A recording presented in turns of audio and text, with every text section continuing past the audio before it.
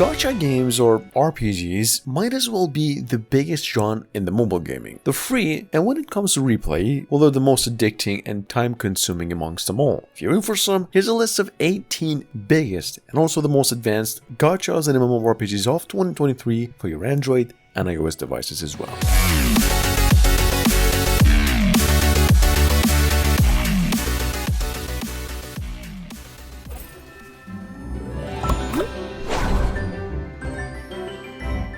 Alright guys, look, been in the making for over a year now. Coming from the same developers Farlight, the creators of Farlight 84, the battle royale shooter, so the game is pretty packed with support. Here's the company's latest IP, which is an RPG adventure gacha, heavily inspired by AFK Arena in style, graphics, and just overall visuals, but a card-based RPG in nature. Just take a quick look. AFK Gen has been around for only a few days and it's already downloaded over 50,000 times, sitting on the Play Store with a 4.8.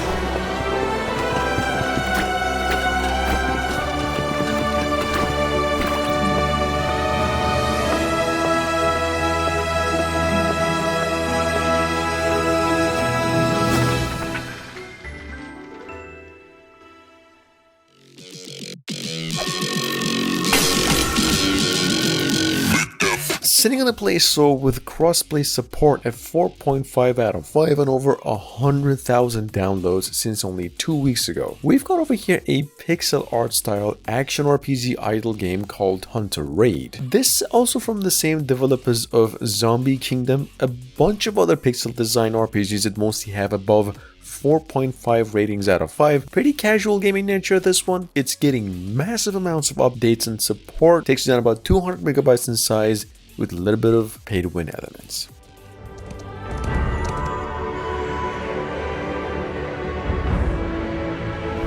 Number 3. Quick mention here, I've actually talked about Nightcrow a couple of times already, but just in case you missed it, this is a Korean MMORPG that came out 2 weeks ago, and ever since it's getting hella praise for its graphics. The problem with Nightcrow is that the game is still in Korean. The English version is set to be coming out by a month, and it's about 7 gigabytes in size. I mean, that makes sense considering the visuals, which is just something you might want to consider if you're playing it. The game's available globally, of course, and it's playable, of course, only online. This is how it looks.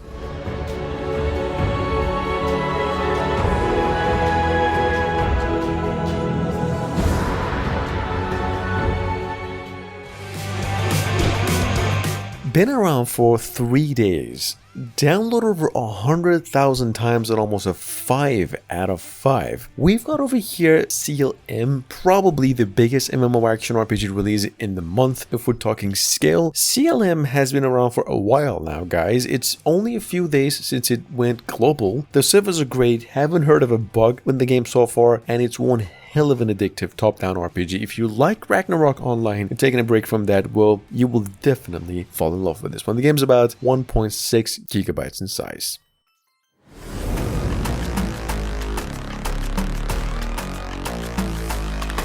You probably know this already, but you can actually play Brown Dust 2 in its pre-registration state via the Play Store and on PCs as of only 2 days ago. Technically as of January, but the game is now global and in English. I'm not gonna exaggerate really over here, but Brown Dust 2 is probably the most advanced pixel design adventure RPG I've seen for the past at least 12 months. For some reason it's a free game, takes you down about 2 gigabytes in size, and it's playable only online. Check it out.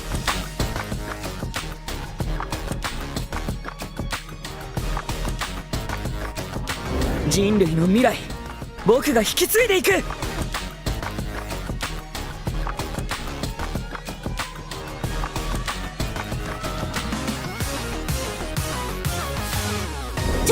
ちょっと目撃者は排除するわよ。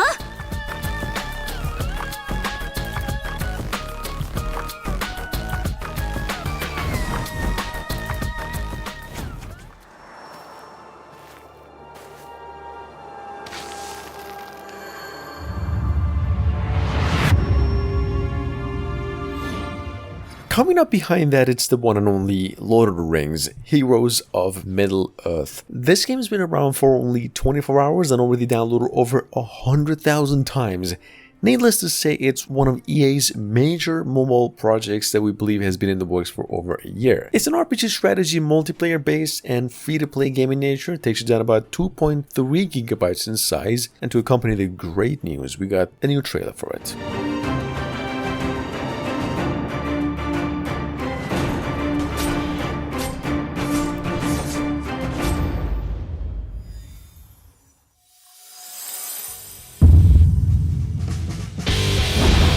Number 7. It's a Korean game once again, just like Nightcrow, Don't Hate Me. It's a game going by the name God's Realm, The War. Just a quick mention for that reason. This game is a turn-based, almost idle style RPG strategy and an MMORPG. It's been around for a few days, already downloaded over 10,000 times, got a 4.5 out of 5 and takes you down about 200 megabytes in size initially.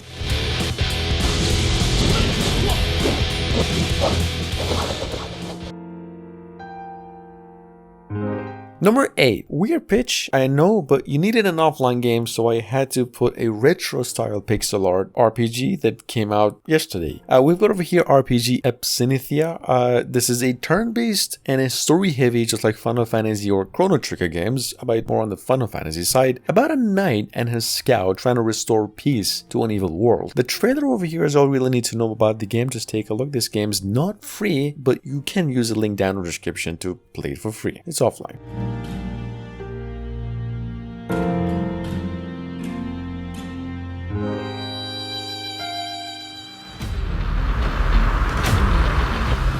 Coming up behind that at number 9, it's a game called GACHA, Clash of Gods. This is a strategy RPG nature, real-time strategy to be specific, from the same developers of Card Rider Drift and Blue Archive. GACHA is about 1 gigabyte in size. It's of course free. Has a 4.5 out of 5 rating on the Play Store, and it's got crossplay support with PCs. If you do like a pretty good alternative to Rise of Kingdoms, this is a really decent attempt at that.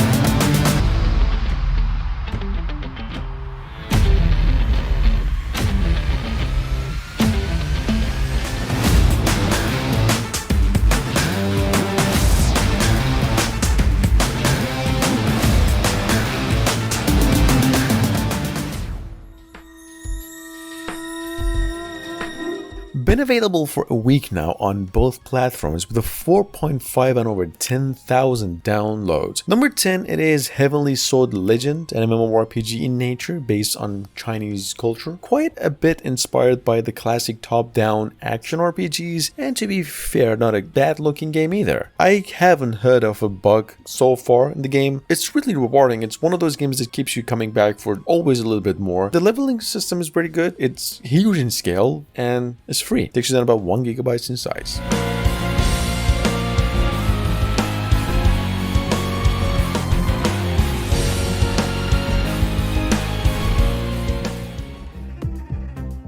Honkai Star Rail, on the other hand, at number 11, is available now for a couple of months globally. It went on and finished its beta phases earlier, and it's sitting on the Play Store with over 5 million downloads and a 4.8 out of 5 rating. It's an action MMO from the same people who came up with Genshin Impact, same team. If you've been playing that game, taking a break, Honkai is way better in replay, scale, graphics, and support. Game's huge. It's about 10 to 13 gigabytes in size. Just play it.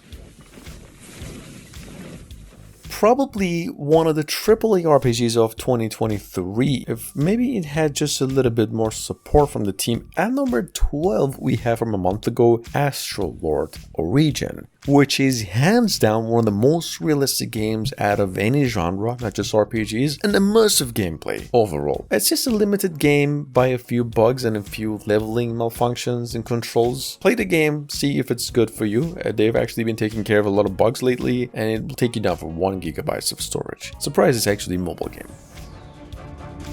Let's do this. Is my magic a joke to you?